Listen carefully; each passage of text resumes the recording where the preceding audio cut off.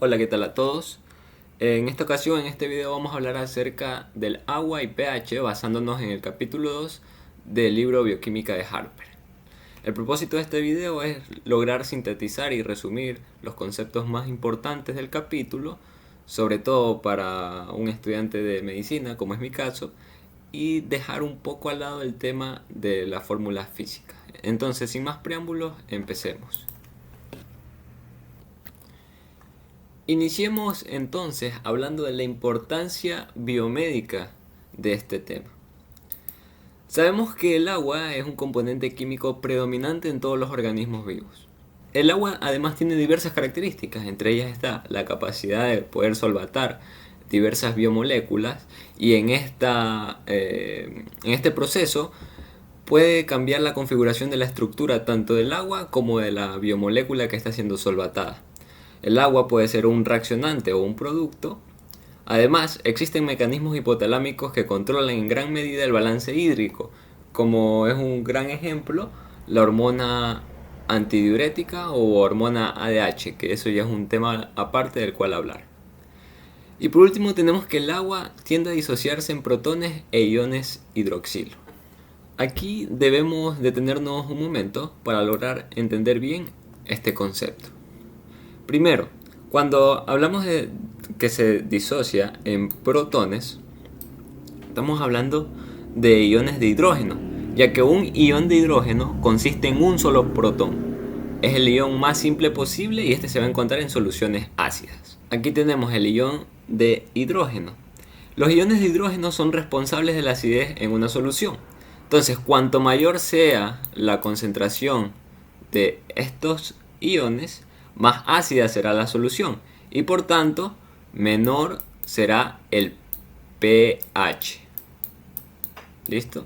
Entonces, si lo vemos en esta tablita de acá, vamos a ver que entre más concentración de iones de hidrógeno haya, más ácido será la solución, ¿no? Antes de hablar de los iones de hidroxilo, conozcamos qué es como tal el pH. El pH es una medida logarítmica que mide, valga la redundancia, la acidez o la alcalinidad de una solución. Esta va a indicar las concentraciones de los iones que anteriormente mencionábamos, los iones de hidrógeno. Ahora sí, los iones hidroxilo, por otra parte, son moléculas formadas por un átomo de oxígeno y un átomo de hidrógeno. Entonces, como tal, podemos decir que son moléculas más complejas, entre comillas, ¿no? Estas están asociadas, por el contrario, con la basicidad o también lo podemos decir como alcalinidad. Entonces, cuanto mayor sea la concentración de estos iones de hidroxilo, más básica o más alcalina será la solución y por tanto será mayor el pH. ¿Ok? Como en la mayoría de las cosas existe un equilibrio, el organismo no se queda atrás. Entonces, el equilibrio ácido-base del organismo lo vamos a hallar midiendo el pH sanguíneo arterial y el dióxido de carbono sanguíneo venoso. Bueno, ¿y por qué el CO2 sanguíneo venoso? Porque el CO2 sanguíneo venoso es un producto del metabolismo celular que se disuelve en la sangre formando ácido carbónico. Y este ácido carbónico se disocia ¿en qué? En los iones de hidrógeno, que es lo que va a medir el pH. Entonces, para finalizar esta parte, debemos saber que los valores normales de pH en el cuerpo humano van de 7.35 a 7.45. Es decir, menor a 7.35 estamos hablando de una acidosis, mientras que mayor a 7.45 estamos hablando de una alcalosis. Pues sigamos. Aquí tenemos el agua, que ya veremos a continuación cómo es un gran solvente biológico. Sepamos que el agua es una molécula tetraédrica irregular ligeramente torcida con un oxígeno en el centro. ¿Cómo es esto? Listo. Aquí tenemos donde estoy rayando el átomo de oxígeno y debemos saber que la molécula de agua consta de 6 electrones de valencia. Dos de ellos van a estar enlazados, que son estos hidrógenos de aquí. Estos son hidrógenos enlazados.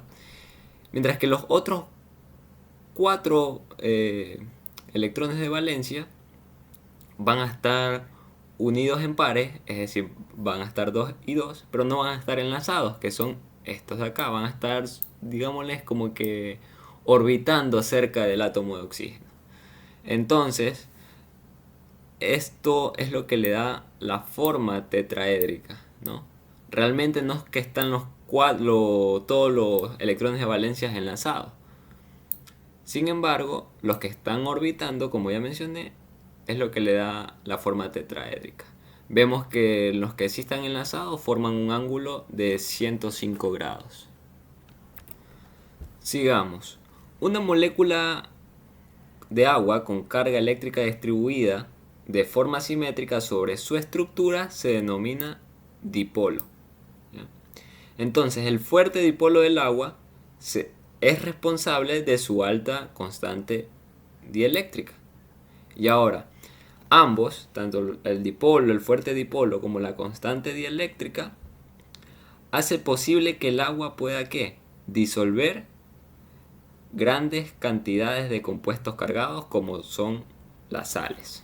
Muy bien, ahora tenemos que las moléculas de agua forman enlaces de hidrógenos. ¿Cómo es esto? Es decir, las moléculas de agua pueden hacer que su átomo de hidrógeno, aquí tenemos dos moléculas de agua, una y dos, que pueden hacer que su átomo de hidrógeno se enlace al oxígeno a otra molécula de agua. Aquí podemos ver cómo están unidas, ¿no? Cómo se unen estas dos moléculas. Cómo el hidrógeno se une al átomo de oxígeno de la otra molécula de agua. Entonces, es aquí cuando puede ocurrir un proceso o fenómeno, podríamos decirle, llamado autoasociación, que es en la que el agua se une temporalmente, como vemos aquí, se une temporalmente entre sí en estructuras ordenadas mediante enlaces de hidrógeno.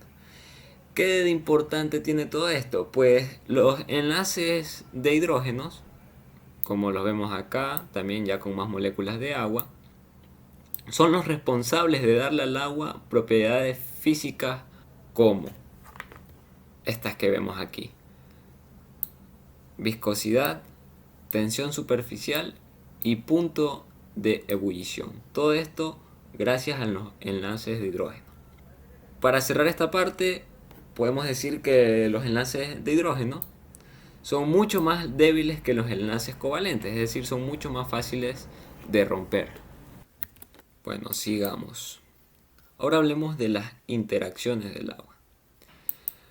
Para hacerlo un poco más resumido, las interacciones se puede dar por enlaces covalentes o no covalentes. Los covalentes son más atractivos, mientras que los no covalentes son más repulsivos. Entonces aquí el libro nos deja esta imagen en el que explica diversos tipos de enlaces, todos covalentes, y la energía requerida para romperlos. Bueno, ahora tenemos interacciones hidrófobas. Esto de aquí no es más que la tendencia que tiene un compuesto no polar para autoasociarse en un entorno acuoso. Todo esto no se impulsa por enlaces hidrófobos. Ahora, para hablar un poco más a profundidad de estas interacciones hidrófobas, debemos conocer qué es la entalpía y la entropía. La entalpía es cuando el agua tiende a formar el máximo número de enlaces de hidrógenos posible, lo cual va a ser energéticamente favorable. Mientras que la entropía podemos decir que es esa libertad de movimiento de las moléculas de agua. O si lo abreviamos en una sola palabra, es desorden. Entonces vamos a graficarlo para entenderlo mejor. Decíamos que la entalpía es cuando se forma mayores números de hidrógenos, de enlaces de hidrógeno, como vemos aquí, ¿no? Entonces podemos decir que la entalpía es como el orden. Mientras que la entropía, entre mayor entropía haya, se van a eliminar más estos enlaces y va a haber más libertad de las moléculas, ¿sí ven? Va a haber más libertad. Entonces podemos decir que la entropía es el desorden, ¿ya? Luego nos hablaba el libro algo sobre la segunda ley de la termodinámica, que básicamente, para resumirlo, busca maximizar la entropía del sistema general. ¿Ya? Ahora seguimos con las interacciones electroestáticas. Para entender estas interacciones debemos de saber este concepto: puente salino. Los puentes salinos no es más que interacciones electroestáticas entre grupos con cargas opuestas, ya sea dentro de una biomolécula o entre biomoléculas, ¿no? Entonces vamos a graficarlos para entenderlo mejor. Supongamos que estamos frente a las cadenas alfa y beta de la hemoglobina, ¿no? Aquí tenemos la arginina y acá tenemos el ácido aspartico. Están con carga opuesta, ¿no? Para unirse necesitan un puente. Y estos son los puentes salinos, ¿no? Entonces, esta conexión de cargas opuestas, que en este caso sería dentro de la biomolécula, dentro de la hemoglobina, es la interacción electroestática. No es más que eso. Continuemos. Bueno, tenemos que el agua es un excelente nucleófilo. Pero, ¿qué son los nucleófilos? ¿Qué es un nucleófilo? Un nucleófilo no son más que moléculas ricas en electrones, ¿ya? El agua lo que hace es dar un ataque nucleofílico que normalmente va a resultar en la escisión de los enlaces amida, glucósido o éster, que va a mantener unidos los biopolímeros. Entonces todo este proceso lo llamamos hidrólisis. Hidro significa agua y lisis significa romper, destrucción. Sería como la destrucción del agua, como vemos en esta imagen. Literalmente sí, pero en estos procesos bioquímicos no es tan literal. Así que vamos a explicarlo con un gráfico nuevamente. Listo, aquí está la imagen. Entonces aquí tenemos a Juan y acá tenemos a Pedro. Supongamos que son grandes amigos que siempre pasan enlazados, es decir, tienen un enlace covalente, ¿no? Pero aparece una enzima que anda por ahí rondando, que quiere destruir ese enlace, pero no lo puede hacer sola, necesita de algo. Entonces va a necesitar ¿de qué? De estas moléculas de agua. Envía las moléculas de agua y ahí sí, rompe el enlace que tiene Juan y Pedro. Y finalmente podemos decir que esta es una hidrólisis. Y más llanamente, una hidrólisis enzimática, ¿no? Entonces, eso como explicarlo, para explicarlo esquemáticamente. Continuando y ya casi finalizando, tenemos que muchas reacciones metabólicas implican transferencia de grupo. Estas transferencias de grupo son responsables de la biosíntesis de macromoléculas, que va a implicar la formación termodinámica desfavorable de enlaces covalentes. Pero hay alguien que supera estas transferencias de grupos, ¿no? Y ella es, nuevamente, la enzima o las enzimas. Como el agua puede ser tanto un ácido como base, su ionización se puede representar como una transferencia intermolecular de protones. Ahora, ya para definitivamente concluir, el libro nos habla de una probabilidad. ¿Una probabilidad de qué? De que en cualquier instante en el tiempo, un ión de hidrógeno, puede estar presente tanto como ión o como parte de una molécula de agua, ¿no? Ahí entran todos los temas de logarítmicos, probabilidades, ¿no? Que en este caso no es el propósito del video. Podemos dar por concluido lo teórico de este capítulo. Muchas gracias a todos. Por aquí les dejo la bibliografía, también las dejo en la descripción. Y nada, espero que les haya gustado y les sirva mucho.